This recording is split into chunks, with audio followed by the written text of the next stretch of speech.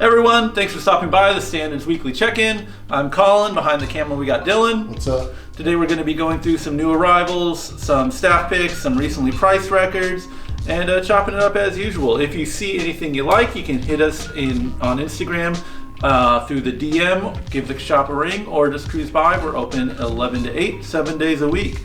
So without further ado, let's get into some staff picks, shall we? Oh hey, before we start, look at all this stuff. What's all this? Oh, it's a bunch of whole lot of hip-hop, R&B singles, mostly 90s and 2000s. Just a heads up for the locals. If you feel like coming by and digging, we got a bunch of them, and more are going to be coming at some point. But staff picks, you were getting into this one. I feel like you should talk to the folks about this. All right. Well, how can I put it?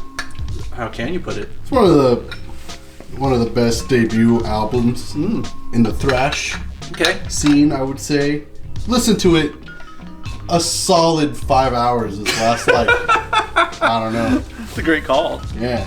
I guess the past 3 days I've been working. Yeah. Just 5 or 6 hours just put into just overkill on repeat. What's their second album called? Taking Over.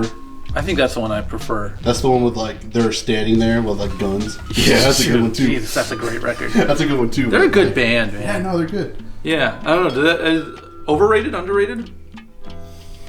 I would say underrated. In a way, everyone knows them, but yeah, no one cares. They talk about Exodus or Testament. Yeah, I don't know. Yeah, great band, great record. Glad to have the reissue. Got a bunch of copies of it, so hopefully it'll stick around for a while. Speaking of reissues, restocked on some classic heavy psych deal. Haven't had this available for years. Glad to have it back.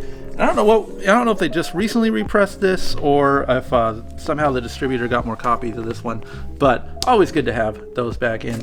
On a very different tip, this is a great song. It's not just a 12-inch single, and the music's not on Spotify or anything, but just a really good kind of icy cold Italo disco track. Would recommend. And this is kind of I guess modern soul. 80s private press soul record. That's put a really nice price on it because of the condition.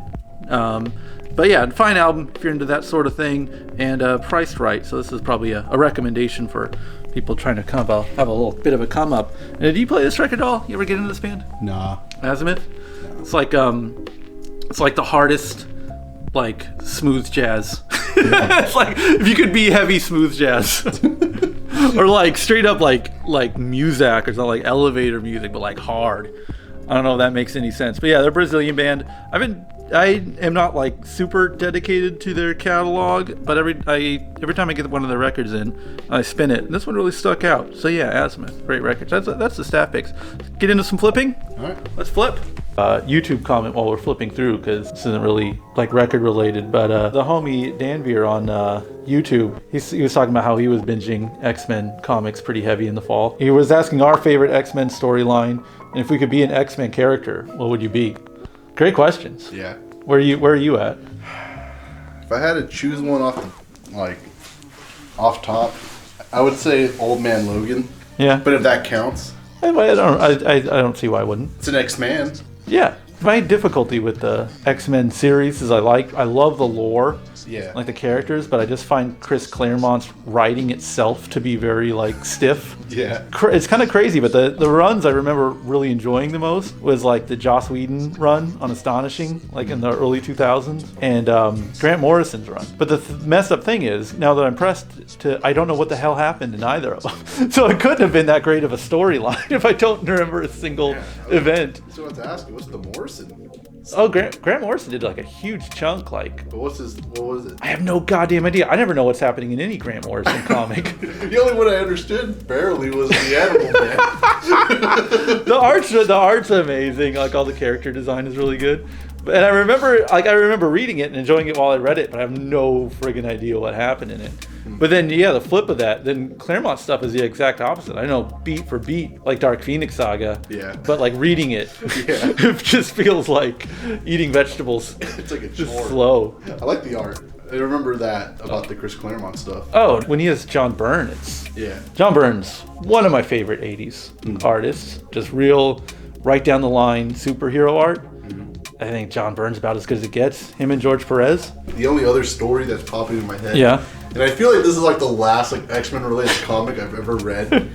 Was like the 2016 or 17 run of X-23. And I've read it all. And I was like, all right, I'm done with X-Men. Yeah, I haven't. I hear a lot of good things about like the last couple years. I think Hickman wrote it. This whole new saga that I'm just in the dark about. I should look into it though. Yeah. But what about what X-Men would you be? I don't know. Well, I'll tell you my thinking. Okay. And we can go with it. And there's obviously I would need to know like more stipulations before I could give a perfect answer. Okay. Nightcrawler is obviously one of, if not the coolest X-Man, right? But that's the power to get. It's teleportation, I think. Mm-hmm. That's cool, but you look like a crazy demon. You got like there's baggage that comes along with that. You know? Yeah. I say Storm. Okay. I got almost 40 years under my belt, living life on this planet as a white guy. Get to switch it up, so you get to have a whole new perspective on life. And then on top of that, boom, weather, baby. I think I realized my pick is Jubilee. Just sparkles? Yeah, sparkles, and I just go to the mall all the time, just hang out. That's the lifestyle. Yeah, that's if you could have any X-Man's lifestyle, it would be Jubilee. And like the power is just fireworks. Oh. It's fun. It's fun. I can't argue that, actually. You're guy, going around. Bring me out to the opening of a sneaker shop. I'll throw some fireworks. Baby. Yeah, dude, I'll just throw some stuff. In my head, I want to say Colossus would be cool. Be buff. Yeah, just be a buff man, then you turn to hard buff man. Should I do my Colossus impression from the video game? Yeah, do your Colossus. That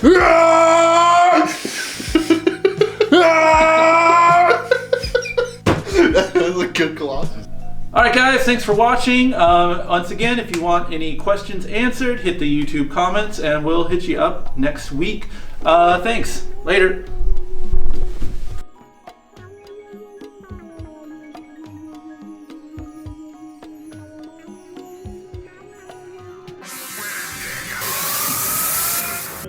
Roll like cocaine straight from Bolivia. My hip hop will rock and shock the